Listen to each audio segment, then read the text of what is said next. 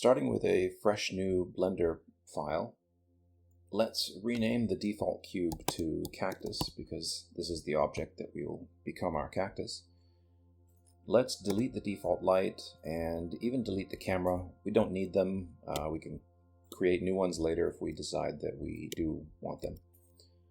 Now, before we turn the cube into a cactus, we're going to need to create a couple of extra objects that will define a couple aspects of the cactus and will be inputs to the geometry node system. So let's just hide the cube and then insert a mesh circle. This is going to be a cactus with 16 ribs that run vertically along the outside. And so I want 8 vertices per rib to give me some room to create contours. So for this circle, let's create 16 times 8 vertices and go into edit mode. So here are the 128 vertices of the cactus cross section.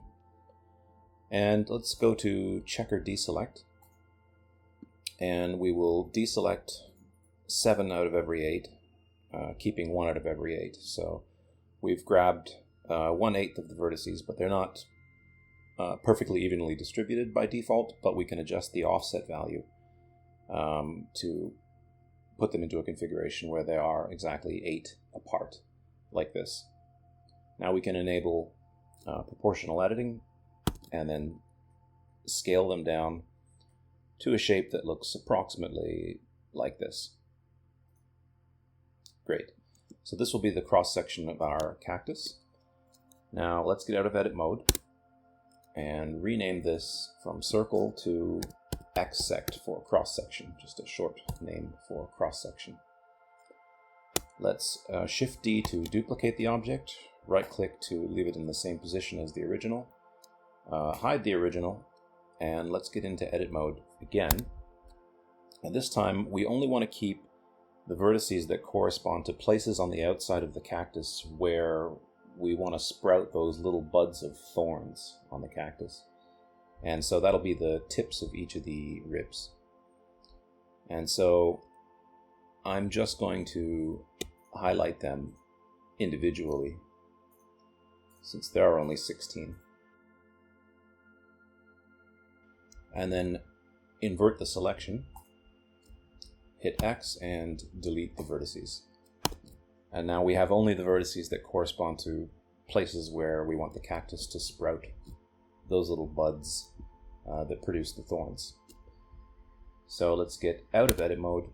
Let's rename this object to bud points. Great. And let's hide bud points, hide XSect, and bring our cactus back. And now we're ready to start working on the geometry nodes. Let's select the cube and under modifiers give it a geometry nodes modifier. Click the new button and let's name this modifier cactus. Move over to the geometry nodes work area. Let's drag this up. We don't need all of that stuff at the top for now. We are not actually going to work with the topology and the vertices of the cube to transform it into a cactus. We're going to build a cactus from scratch. So we can hold down Control, right-click, drag, and cut the connection. This geometry input is going to be completely ignored. Press N to pull up the side panel, and under Group, let's add some inputs for our geometry node system. We already have one, which is the geometry, which, like I said, is going to be ignored. So first, let's add an input for our cross-section object. It will have type object, and let's just name it XSect. Our next input will be a vector, and let's call that direction. This will be the direction in which the cactus will be growing. The next input will be a floating point value, or a float, basically just a number, and that's going to be the length of a single segment of the cactus. The next one is also a floating point value, which is the radius. So obviously the radius of our cactus is going to vary because it has 16 ribs that undulate as you go around. So think of this as a kind of a stand-in for the actual radius. It's proportional to the actual radius, however you want to think of it. It's not strictly a radius because we're not dealing exactly with a circle. And our cactus is going to get smaller as we get closer to the top of it. It will taper a bit. So let's add another input, also a floating point value, and let's call it shrink factor. And finally, let's add one more input, which is of type vector, which is the location in space of where we want the cactus to begin growing. So let's call that start center.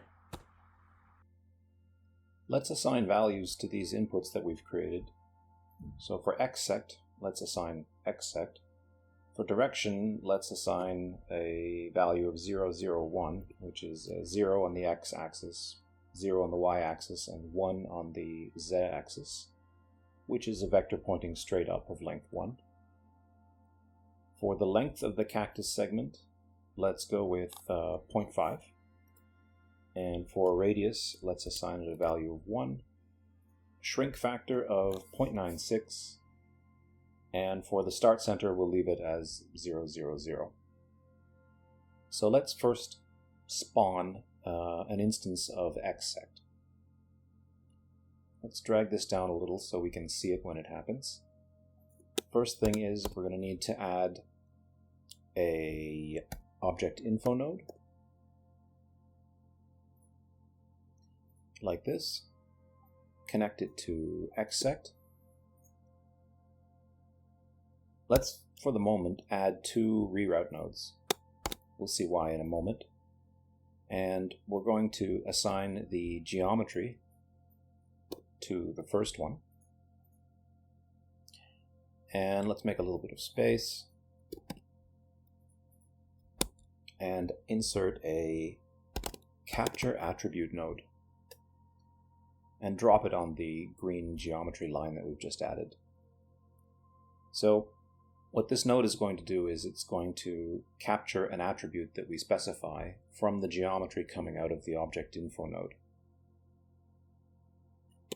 And the attribute that we're interested in is the position of each vertex. So we're going to insert a position node. And that is not a float, that is a vector. And we're simply going to connect position to value. And this is our way of telling the geometry node system that we would like to grab the position of every vertex within the geometry that is flowing through this green line. So let's drag that attribute over to the second reroute that we created. And let's highlight these 3 new nodes, right-click on them, and choose Group to create a new node group. So let's rename the output that is currently named attribute. Let's call it vertex. And I personally like to try to keep very rectilinear, that is right-angled connections in my geometry node setups. So I'm just going to rearrange things to make that happen.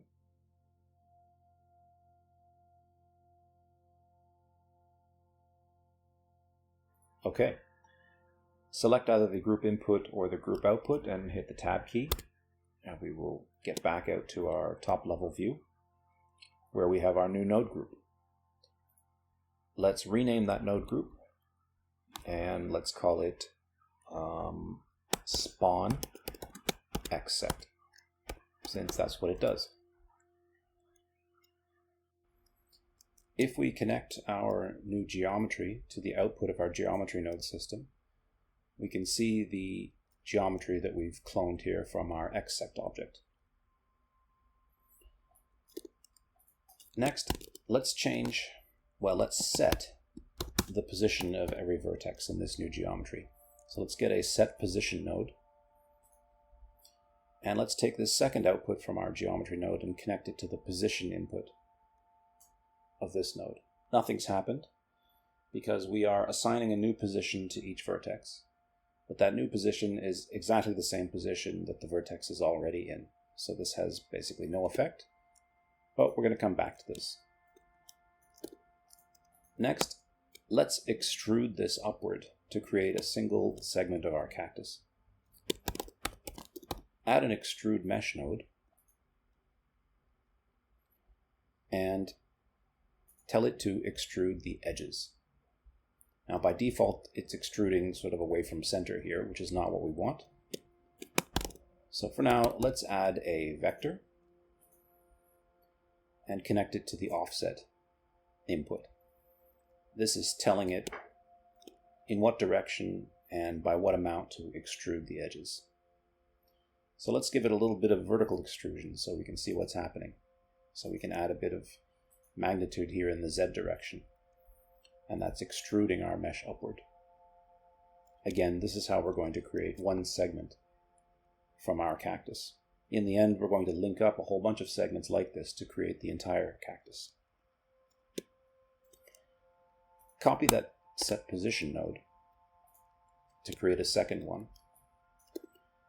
And let's set the position of just the top part of this segment. So there's a very handy feature here, which is that we have a selection output from extrude mesh that will let us select only those top vertices, only those new vertices created from the extrusion. So let's put that as the selection input on the set position node.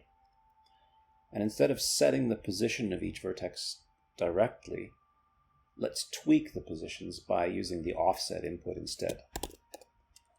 So create another vector, connect that to the offset, and now you'll see if we drag the Y value a little, that we're moving only that top set of vertices. And this is how we're going to allow our cactus to deviate from being perfectly straight. We can allow it to kind of have a bit of a wobble, a bit of an organic imperfection in its structure. Notice that if we right-click on this and choose Shade Smooth, nothing happens. Well, luckily there is a node that we can use here called Shade Smooth, which will cause this to be shaded smoothly, which is what we want for our cactus segment. Let's move back over to our inputs, where we have a direction vector that points in the direction that would take us from the bottom of the segment to the top of the segment, and a length, which tells us how far in that direction we want to go.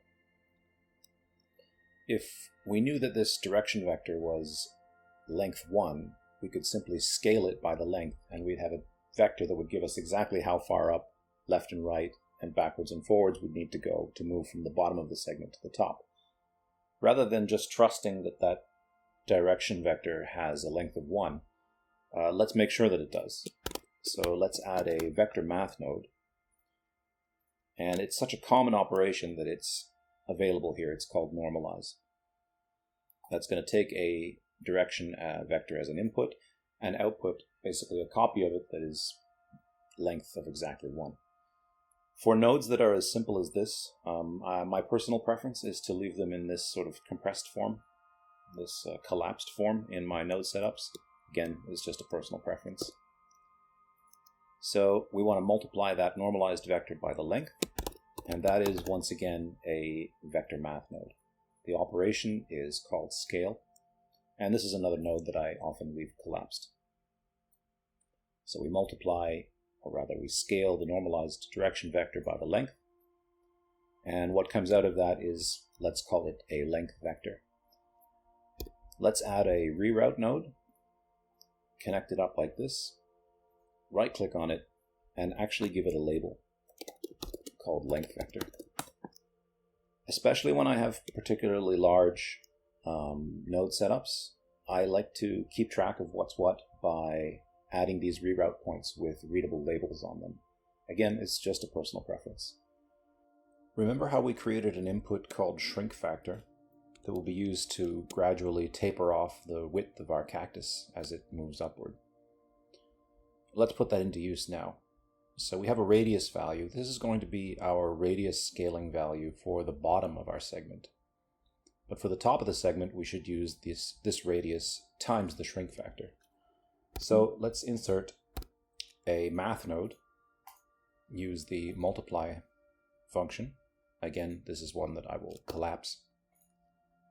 Multiply the radius by the shrink factor, add a reroute node for the sake of labeling, and let's call that the end radius. This is just a common convention that I'm going to adopt throughout this tutorial, where I'm going to refer to things at the bottom of the segment as the start, like the start center, the start radius, and things at the top of the segment as the end radius, the end center. And let's do the same for start center. So start center is the point in the middle of the bottom of our segment. And there is a corresponding point in the middle of the top of our segment. Let's call that end center. And this is very easy to compute. What we can do is do some more vector math. We'll use the add function, which is the default. And all we need to do is take the start center that we already have and add the length vector, which we computed just a moment ago. And again, let's give ourselves a reroute point for the sake of labeling, and let's call it end center. Let's come back to that second set position node that we added, the one that's using this dummy vector node to give an offset to each of the vertices at the top of our cactus segment. Let's set those vertex positions directly rather than using a dummy vector with an offset. So just delete that node. And what we're going to do is grab the vertex position, which we have here. All right, so let's fork that. Bring it down here. Let's give this a label. Let's call it vertex position. This is the position of the vertex sort of relative to the center of the x-sect where it came from. So the first thing we're going to do is we're going to move it either closer or further to that center, which is our radius scaling value. And here we have it right here. This is the end radius. So let's bring in a vector math node. Let's use the scale function. Let's collapse the node, and we're going to scale that vertex position by the end radius, and that gives it a new position. And then what we want to do is shift that in space so that it's positioned relative to where the end center is. And the way to do that is to use the add function. So again, I'm going to collapse that, and I'm going to add this to the end center that we computed over here. And that's finally going to give me the new position for the vertex. And I'm going to use that as the input here to assign those positions directly. And so you can see the sudden change here reflecting the fact that we've got a length of 0.5, which is why our extrusion suddenly got a little shorter. And we still have a radius of 1, that hasn't changed, but you might have noticed that the radius shrunk a tiny little bit, and that's due to our shrink factor of 0.96. If I make that even smaller, right, you can see the effect that that has. I'm just going to set that back to 0.96. Okay, so these two nodes here are going to be a way that we can take a vertex position, a radius scaling value, and a new center point, and calculate the new position for the vertex. So let's just grab those two nodes, right-click, and create a new node group. And let's push the N key to bring up the panel on the right. And let's give these things proper names. So this first input is the vertex position. The second input was the radius, let me call it radius scaling. And then the third input is the new center. And for the output, it's the new vertex position. Let's push N again to get rid of the panel.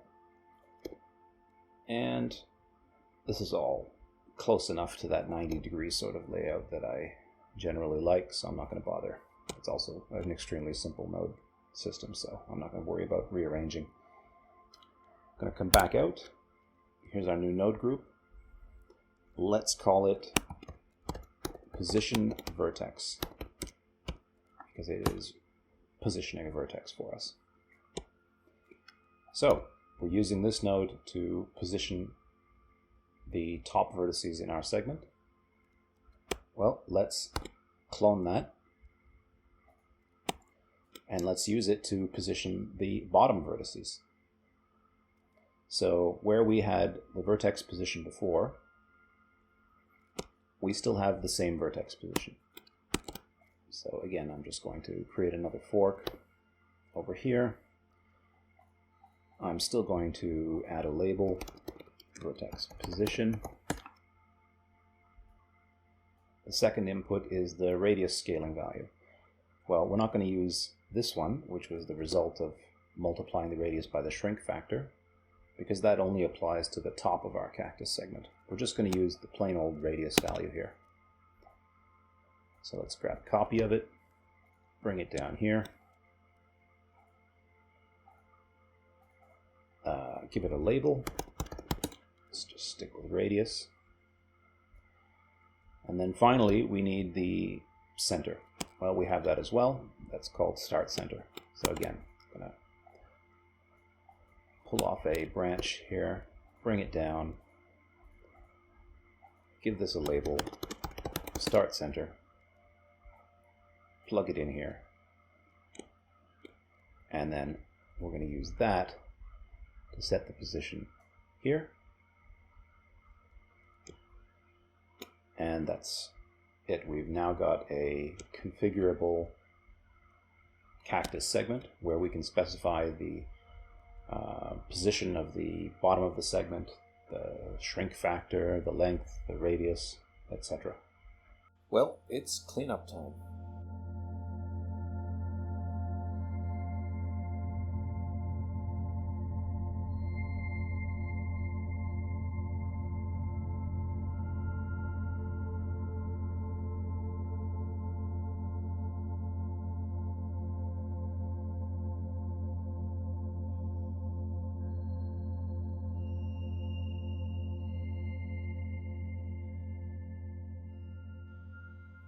That's better.